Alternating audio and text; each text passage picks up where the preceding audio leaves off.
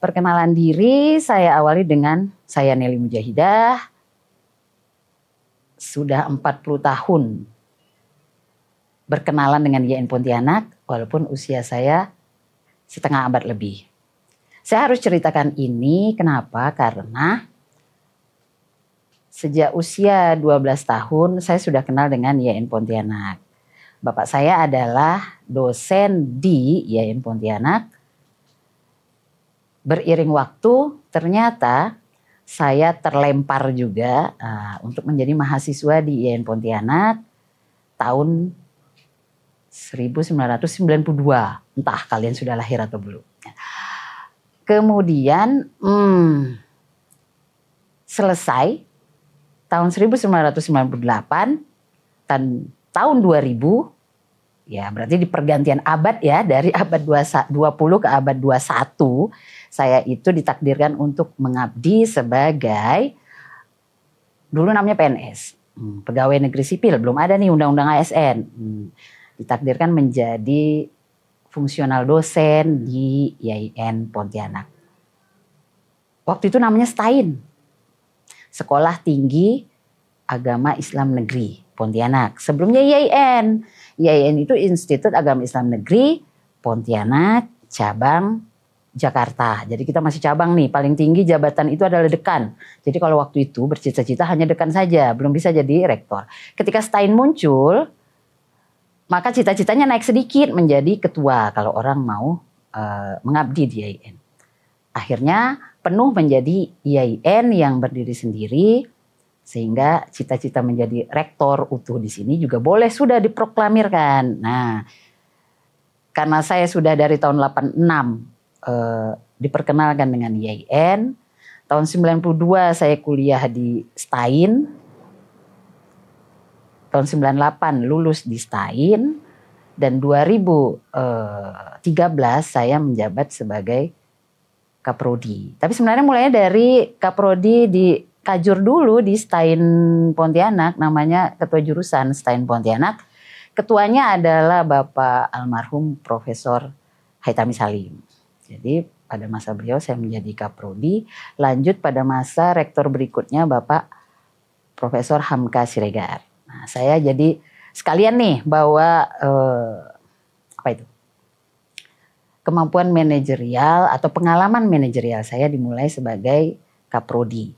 Mengurus hal paling esensial dari sebuah perguruan tinggi, yaitu program studi. Ya, tidak ada orang yang lahir dari kampus, tapi lahir dari program studi. Baru kemudian dia menjadi alumni sebuah kampus. Kan nggak mungkin kuliah YIN, pasti ditanya prodinya apa gitu kan. Nah, saya alumni PBA. S1, zaman itu masih boleh menjadi dosen ketika kita baru memiliki ijazah S1. Kalau sekarang udah nggak bisa ya, nasib kalian lah. Kalau nasib saya bagus. Tapi harus segera melanjutkan S2 dan saya lanjutkan di pendidikan Islam IAIN Wali Songo. Dulu, sekarang menjadi UIN Wali Songo. Beriring waktu kita tidak boleh juga selesai. Setelah Kaprodi selama 2 periode, saya pun harus segera melemparkan diri saya kembali ke dunia akademik dan menyelesaikan S3 saya di UPI Bandung. UPI Bandung, Universitas Pendidikan Indonesia Bandung. 2022 selesai. Nah, dari 2022 maka saya kembali ke sini lagi mengabdi. Dan ketika pulang ke sini setelah mendapatkan gelar doktor, saya sudah bercita-cita tuh, saya mau jadi rektor. Lanjut kemudian beriring waktu ternyata segala persyaratan administratif sudah bisa saya miliki. Untungnya belum UIN gitu. Kalau UIN kan saya belum profesor gitu. Nah, akhirnya saya bisa mendaftar menjadi calon rektor dengan segala macam idealisme di kepala, berharap bisa diwujudkan jikalau saya memiliki kekuasaan, bukan kekuasaan sebenarnya, ditakdirkan untuk memimpin lembaga ini. Lembaga yang sudah mendarah daging dari 40 tahun yang lalu saya berada di sini. Nah, kemudian ya kisahnya lagi, saya kuliah di IAIN ini awalnya benar-benar karena perintah ini ya, benar-benar karena perintah almarhum bapak saya. Ya, saya juga kuliah di Untan sebenarnya. Saya baru tahu, baru merasa kenapa saya diharapkan betul kuliah di sini oleh bapak saya. Mungkin waktu itu feeling bapak saya, wah kayaknya anakku bisa jadi rektor nih gitu. Amin gitu ya. Tetapi itu kita tidak ketahui dulu. Dulu kita tidak tahu itu. Hanya saja saya patuh gitu. Saya patuh, udahlah kan lulus tes, harusnya bisa kuliah di sini gitu. Istilah sekarang tuh double degree. Waktu dulu itu sebenarnya bukan double degree, double sibuk dan double stress sebenarnya. Itu lebih kepada double sibuk, double stress. Alhamdulillah selesai. Selesai 98 di sini, selesai 99 di Untan. Jadi saya ikatan alumninya banyak nih. Alumni Iluni IAIN Pontianak, IKA Fakultas Teknik Untan. Wah, sebenarnya itu lebih kepada agak laga sih sebenarnya. Kalau boleh memilih, saya sebenarnya mau satu aja. Tapi kan ternyata hidup tidak selalu sesuai harapan. Nah, tetapi percayalah bahwa hidup itu ditakdirkan untuk kita lebih indah dari harapan. Positif saja gitu ya. Dan itu butuh waktu untuk percaya bahwa itu sudah kehendak yang maha kuasa. Selebihnya profil saya silakan dibuka. Banyak di Google Scholar, banyak di mana-mana ya. Kan nggak perlu kan saya jelaskan kapan saya lahir, gitu. Ini mungkin sisi yang mungkin belum diketahui oleh siapapun, ya, bukan siapapun. Ya pokoknya tidak banyak di-share. Jika Ibu terpilih menjadi Rektor IAIN Pontianak, apa visi besar dan misi utama yang akan Ibu jalankan selama 4 tahun ke depan? Ya. Yang akan pertama saya lakukan tentunya mengucapkan syukur kalau beneran takdir itu untuk saya. Alhamdulillah. Berarti niat, ya mungkin selesai saya pulang S3 itu niat yang mungkin ya agak main-main, ternyata takdirnya benar. Nah, saya juga sudah, kalau visi misi sebenarnya itu sudah di-share sebagai salah satu syarat untuk kita mendaftar. Sudah saya buat tuh visi misi yang paling ideal begitu ya. Tapi sederhananya begini. Ini adalah lembaga pendidikan dan saya mau lembaga pendidikan ini memiliki warna yang membedakannya dengan lembaga pendidikan tinggi lainnya. Nah, ini adalah lembaga pendidikan Islam. PTKIN, Perguruan Tinggi Keagamaan Islam Negeri. Dua hal yang paling membedakan kita adalah perguruan tinggi Islam dan negeri. Banyak kan perguruan tinggi Islam, tapi belum negeri, bukan negeri. Perguruan tinggi banyak, tapi dia tidak Islam, negeri, gitu kan. Nah, dua hal itu harusnya kita kedepankan. Apa yang harus dilakukan? Jadi visi besar saya itu adalah kita membawa nilai-nilai Islam yang toleran, yang moderat untuk mengembangkan lembaga ini menjadi lembaga pendidikan yang bermartabat, gitu ya, bermartabat, dikelola dengan berintegritas dan amanah, bertujuan untuk mencerdaskan bangsa. Mencerdaskan inilah sebenarnya yang tidak pernah berhenti harus dilakukan oleh setiap lembaga pendidikan. Mulai dari level manapun, apalagi level perguruan tinggi. Mengemban pula misi keislaman. Dibiayai pula oleh uang rakyat negeri. Ingat, ini uang rakyat ini kita hidup, kita harus kembalikan lagi kebermanfaatan ini kepada masyarakat. Nah, itu mungkin tidak serapi kalau saya menulis visi saya, tapi kurang lebih seperti itu. Perguruan tinggi itu misi utamanya adalah pendidikan dan pengajaran, penelitian dan pengabdian pada masyarakat. Dikenal dengan istilah Tridharma perguruan tinggi. Tahu kan yang namanya Dharma? Dharma itu berarti membaktikan diri. Nah, kalau pramuka tuh dasa dharma pramuka. Pramuka aja dasa 10. Perguruan tinggi itu cuma 3. Harusnya tidak seberat cita-cita pramuka kan begitu. Nah, jadi Tridharma perguruan tinggi itu lah yang menjadi misi utama sebenarnya. pendidikan dan pengajaran, mencerdaskan bangsa, mencerdaskan semua mencerdaskan anak bangsa, khususnya yang kuliah di sini.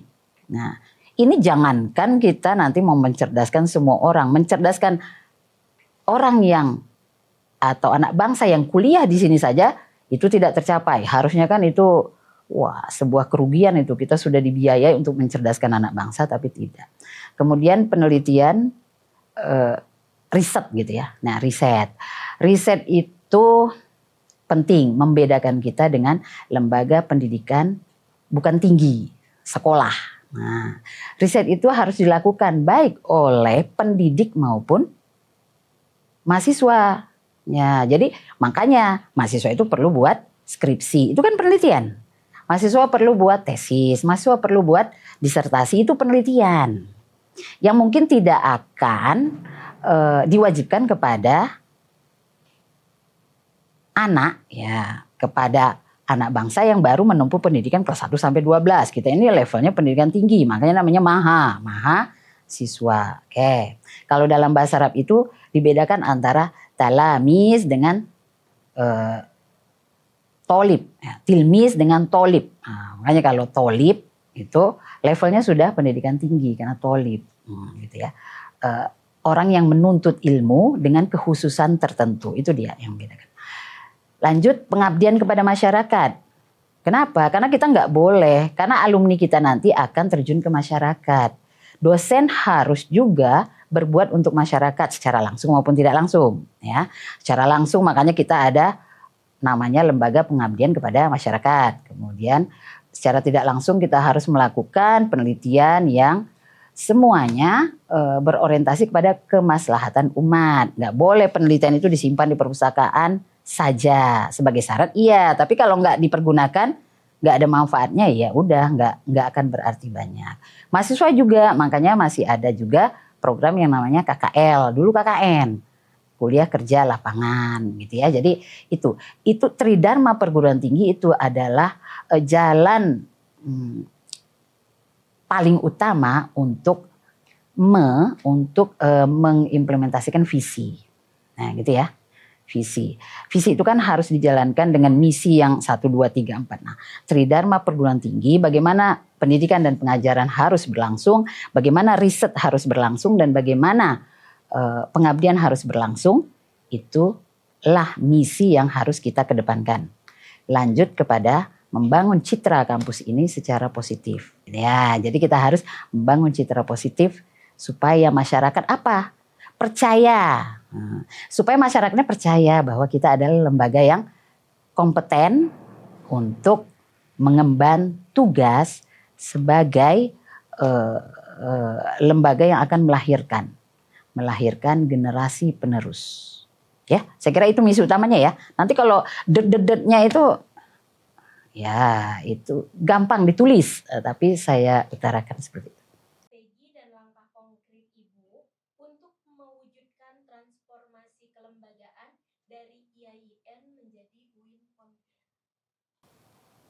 Ya, ini sangat penting bagi saya dan penting bagi semua orang, penting bagi lembaga ini. Ya, kita sudah bertransformasi secara mulus begitu ya, dari STAIN menjadi IAIN. Itu perjuangannya tidak mudah. Saya ada di dalam tim itu. Saya ada pada masa itu. Harusnya kita itu belum bisa menjadi IAIN dengan keterbatasan lahan yang kita miliki ya. Kita kan lahannya hanya sekian.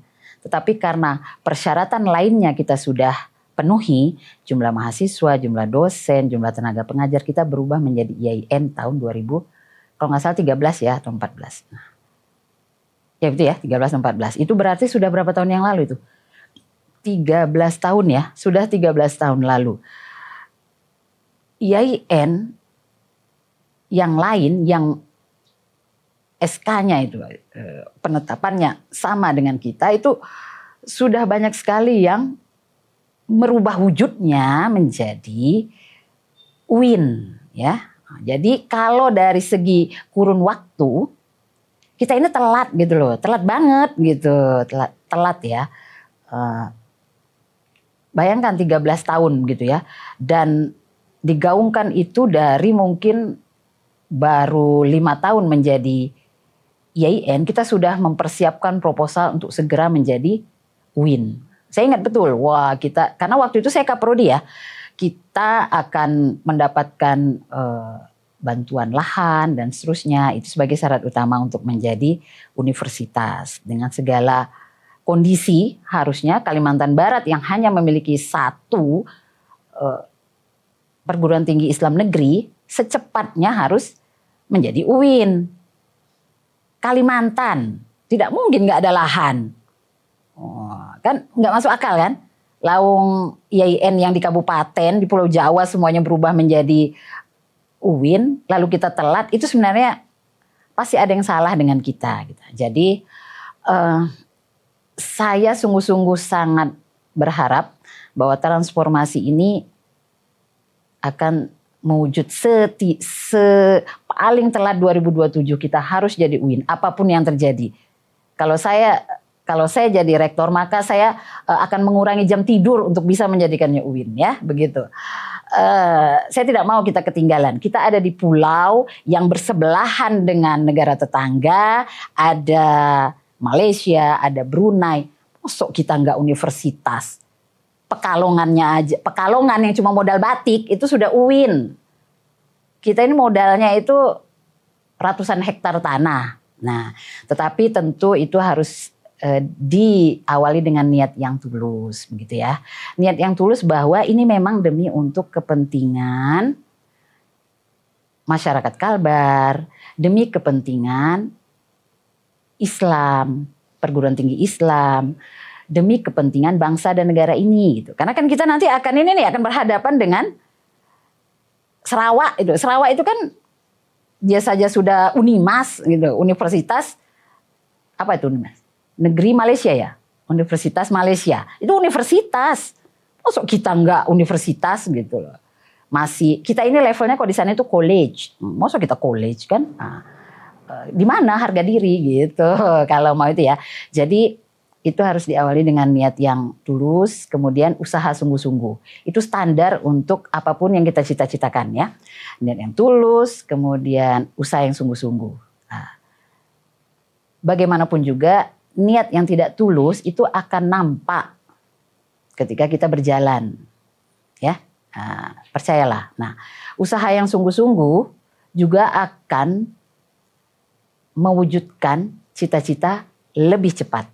Ya, gini, kalau takdirnya masih jauh kita jolok supaya cepat, gitu ya, gitu ya, gitu. Jadi kita harus, itu dia. Kalau yang menjadi kekurangan kita adalah pada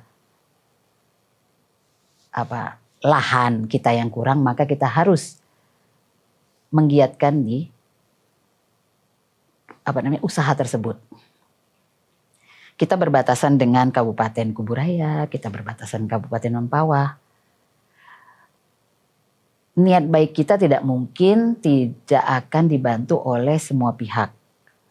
Kita harus menjalin kerjasama yang baik dengan pemerintah daerah. Kita harus menjalin kerjasama yang baik dengan para tokoh masyarakat. Kita harus memperkenalkan bahwa ini loh, kami ini ingin membangun daerah ini gitu. Kalau IAIN menjadi UIN, bagaimanapun juga bagi pemerintah daerah itu adalah sebuah anugerah karena indeks sumber daya manusia yang ada di kalau pemerintah daerah itu kan harus mengindeks ya adanya strata pendidikan S1, S2 dari masyarakatnya. Dari institut menjadi universitas akan meningkatkan indeks sumber daya manusia mereka. Kalau itu kita bisa kolaborasikan dengan baik, maka saya percaya sepatnya kita akan menjadi UIN. Oke, transformasi itu akan segera. Dan satu lagi, bisa jadi saya hanya akan berada 1 atau 2 tahun di kampus ini. Karena begitu dia menjadi UIN, maka syarat menjadi rektor adalah profesor. Ya, tidak masalah karena di kampus ini profesor sudah banyak. Tapi karena saya masih diberi kesempatan, saya akan segera itu tadi mengurangi jam tidur untuk membuat kampus kita menjadi UIN. Demikian. Apa program unggulan Ibu untuk meningkatkan kualitas Tridharma Perguruan Tinggi, pendidikan, penelitian, dan juga pengabdian kepada masyarakat? Tadi itu sudah saya jadikan sebagai misi utama, karena memang itulah ruh dari sebuah perguruan tinggi, ya. Pendidikan dan pengajaran. Ada dua tokoh di sini. Dua yang paling berperan. Yang pertama adalah pendidik dan peserta didik. Ada dosen, ada mahasiswa. Nah, dosen bagaimanapun juga tenaga pendidik seperti saya dan teman-teman dosen lainnya itu kualitasnya harus ditingkatkan. Dan pendanaan untuk itu tidak boleh kaleng-kaleng. Memang fisik itu penting. Maksud saya gedung yang mewah, kemudian bangunan tingkatnya banyak, tapi tidak ada lift, bikin susah. Nah, tapi seharusnya bagaimana sarana dan prasarana itu memungkinkan bagi para tenaga pengajar, bagi dosen untuk bisa mengupgrade dirinya. Seharusnya gitu kan? Nah, sarana prasarana kuliah yang nyaman, kebutuhan dosen yang terpenuhi ketika mengajar, itu semua yang akan meningkatkan kualitas mereka ketika harus menjadi pendidik, gitu ya. Nah, di samping itu ada yang namanya tendik. Nah, tendik itu tenaga pendukung. Ini ya, semua adik-adik ini adalah tendik, tenaga pendidik. Apa ya tendik? Tendik ini tenaga mengajar, tendik itu tenaga pendidikan. Ya, bukan dosen, bukan mengajar, tapi memiliki peran penting untuk mendukung berlangsungnya kegiatan pendidikan dan pengajaran. Kan kalian kalau mau buat skripsi kan harus menghubungi akademik, harus juga menghubungi pihak perpustakaan, gitu ya. Harus juga menghubungi mungkin humas, harus promosi atau apapun. Nah, itu semua tendik. Nah, jadi sumber daya yang ada baik berupa dosen maupun tenaga pendidik itu harus dipenuhi kebutuhan primernya. Ya, kebutuhan primernya harus dipenuhi oleh lembaga supaya nyaman bekerja, nyaman untuk mengabdi. Yang kedua, mahasiswa juga ya, mahasiswa ini kebayang nggak kalau kampus nggak ada mahasiswanya gitu kan? Bukan kampus ini namanya. Lebih banyak dosen daripada mahasiswanya. Kebayang nggak? Nggak kan? Nah, bukan perguruan tinggi namanya. Kita semua bersaing bagaimana? Bukan bersaing ya. Berusaha untuk menarik minat setiap lulusan sekolah menengah atas untuk bisa masuk ke sini. Promosinya dari mana? Dari sumber daya yang baik. Sumber daya dosen. Oh, saya mau kuliah di YIN Pontianak karena saya kenal dosen ini nih, wah keren kata dia gitu. Ya begitu, maksudnya itu ya, pendidikan dan pengajaran itu menjadi ruhnya. Penelitian itu dikerjakan oleh dosen dan mahasiswa juga. Nah, dosen harus diberikan kesempatan juga untuk meneliti. Oh ya, peningkatan SDM itu termasuk dosen harus dimudahkan untuk melanjutkan pendidikan. Karena semua sudah S2, maka S3-nya harus mudah. Dosen juga harus difasilitasi menjadi guru besar secepatnya. Ya, secepatnya menjadi guru besar itu difasilitasi. Gitu. Karena itu hak dosen. Di samping kewajiban itu adalah hak. Kemudian itu tadi ya. Lalu bagaimana dengan mahasiswa? Nah, mahasiswa harus juga diberikan haknya untuk mengupgrade dirinya menjadi mahasiswa, mulai selesai dia di sekolah, dia akan memasuki level menjadi mahasiswa, maka dia harus diberi kesempatan untuk mengupgrade dirinya, memunculkan semua kemampuannya. Nah, kemampuannya didukung oleh semuanya, oleh lembaga. Nah, baik dengan kegiatan kurikuler maupun kegiatan ekstra dalam kampus, luar kampus, silakan yang mau manjat gunung, silakan yang mau berpramuka. Silakan yang mau berorganisasi di luar kampus. Masanya mahasiswa itu hanya sekali menjadi mahasiswa. Begitu KTM-nya sudah dilepas, dia tidak lagi mahasiswa, sudah nggak boleh demo pakai jaket alma mater. Seharusnya mahasiswa itu ketika memakai jaket alma mater IAIN Pontianak, dia akan keluar dengan bangga dengan segala kapasitas yang dia miliki. Tridharma perguruan tinggi tadi saya sudah ungkapkan mengenai Dikjar, pendidikan dan pengajaran, pengabdian. Terus pendidikan dan pengajaran ini juga karena kita ingin agar kampus kita juga memiliki kepedulian terhadap golongan masyarakat yang istimewa, diistilahkan dengan kampus inklusi, maka pendidikan dan pengajaran juga harus mendukung ke situ. Bahwa ada prodi-prodi di kita yang membolehkan, yang bisa diakses oleh teman-teman yang memang berkebutuhan khusus, ya, yang istimewa itu. Dengan demikian harus mendukung semuanya, mulai dari SDM-nya, pengajar harus dipersiapkan untuk itu. Dan kalau nggak salah sekarang ini sudah ada korpus itu apa ya? Koordinator pusat yang menangani itu. Kan tetapi harus didukung juga oleh SDM lain, pendidik dan tenaga pendidik, dosen dan tendik itu juga harus didukung. Bagaimana mereka bisa juga memberikan pelayanan kepada teman-teman tersebut.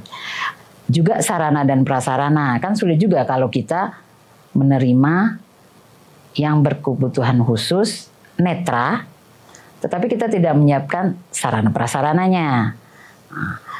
Gedung bertingkat tanpa lift misalnya, kan itu ya menyusahkan. Atau ada dosen yang memang sulit untuk naik tangga, begitu. Itu semuanya harus menjadi pertimbangan. Jadi pendidikan dan pengajaran itu bukan sekedar kegiatan pembelajaran di kelas saja, tetapi semuanya harus mendukung pada pemenuhan hak dari mahasiswa dan pemenuhan kebutuhan primer dosen yang mengajar. Nah, lanjut kepada pengabdian kepada masyarakat. Itu dia, membangun citra positif. Membangun citra positif itu beda dengan pencitraan, ya. Beda dengan pencitraan.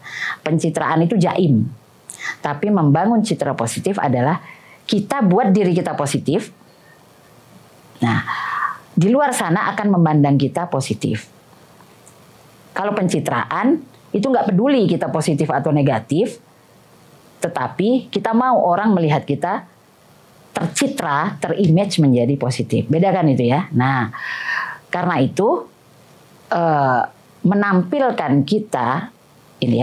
kita di luar sana menjadi sebuah lembaga yang memiliki citra yang positif juga bagian dari pengabdian kepada masyarakat. Kalau kita mengabdi untuk masyarakat, maka semua yang kita lakukan ini sebenarnya outputnya adalah ke masyarakat, ke stakeholder. Tarbiyah harus bisa melahirkan guru yang profesional. Ekonomi Islam harus bisa melahirkan pakar-pakar ekonomi Islam atau praktisi ekonomi Islam yang bermanfaat untuk masyarakat, profesional di bidangnya, jujur dan seterusnya. Nah, kemudian Fuad itu apa? Usuluddin, adab dan dakwah, begitu ya. Nah, dia outputnya juga harus berkontribusi kepada masyarakat, gitu ya. Nah, hukum Islam harus bisa melahirkan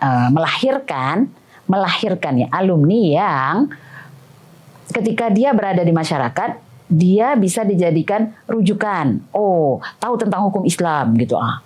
Tahu tentang hukum Islam tapi melanggar, nggak boleh juga gitu ya. Harusnya tahu tentang hukum Islam dan dia menjadi agent masyarakat melihat bahwa oh iya, kepakarannya, pengetahuannya bisa dicontoh oleh masyarakat dan dimanfaatkan ilmunya. IAT, ilmu Al-Quran dan tafsir, harusnya ketika keluar bukan hanya melahirkan hafiz hafizoh yang memang inputnya sudah hafizoh ya, tetapi juga menjadi penjaga Al-Quran itu sendiri.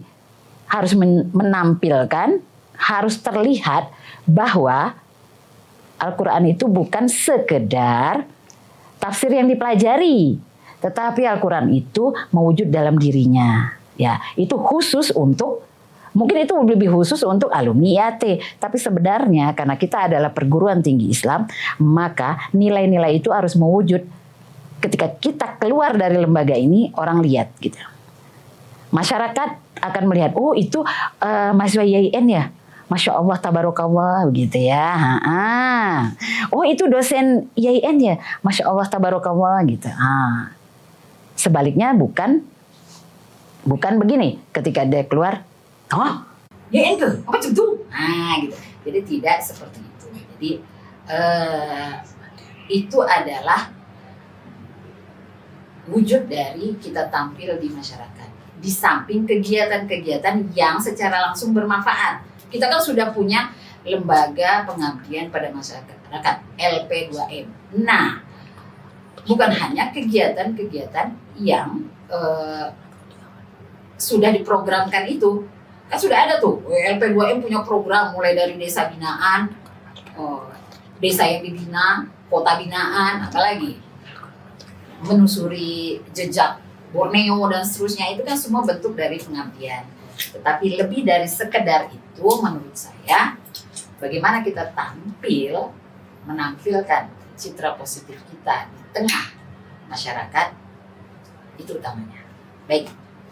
Dalam meningkatkan animo dan minat calon mahasiswa untuk kuliah di IAIN Pontianak di tengah persaingan PTKIN dan PTS.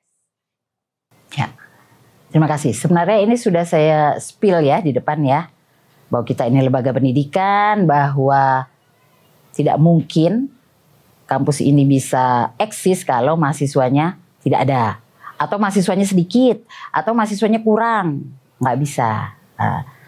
Rugi negara membiayai kita kalau mahasiswanya kurang, dan seharusnya rugi juga orang tidak kuliah di sini karena ini adalah lembaga pendidikan tinggi negeri di bawah Kementerian Agama, dah ya. Nah, tapi menjaring orang untuk bisa kuliah di sini, haruslah mereka itu kenal dengan kita. Kenal dengan kita berarti kita harus promosi. Promosi itu dari mana? Promosi itu sebenarnya sudah berlangsung lama. Ketika kampus ini berdiri, kemudian ada alumni ini kembali ke masyarakat, itu sebenarnya promosi paling utama. Kepuasan stakeholder, kepuasan orang tua, kebahagiaan alumni, itu adalah promosi utama kita untuk menarik orang untuk kuliah di sini. Kalian bayangkan, saya mau seperti dia, kuliahnya di mana? Di IAIN Pontianak. Prodinya itu. Tapi saya tidak mau prodi yang itu, mau jurusan yang lain. Oh banyak begitu. Jadi idealnya setiap alumni kita adalah agen promosi paling organik, paling utama, dan paling murah sebenarnya. Itu berarti perbaikannya harus dari dalam dong. Nah, kita harus membangun citra positif itu tadi. Membuat alumni kita puas berkuliah di sini, membuat stakeholder juga puas ketika menggunakan alumni kita, membuat orang tua bahagia karena anaknya kuliah di sini. Nah, itu yang utama ya. Setelah itu adalah teknis yang harus diusahakan dengan sungguh-sungguh. Perguruan tinggi di Jawa itu promosi besar-besaran ke beberapa kabupaten kota di sini. Yang saya tahu ya, PTN itu mendelegasikan mahasiswa asal daerah Kalbar untuk promosi ke SMA-nya. Kenapa kita tidak gunakan itu jalur? Ya, mahasiswa yang sedang pulang kampung, ini teknis ya, pulang kampung dia harus promosi di kabupatennya. Tapi nggak boleh dong tenaga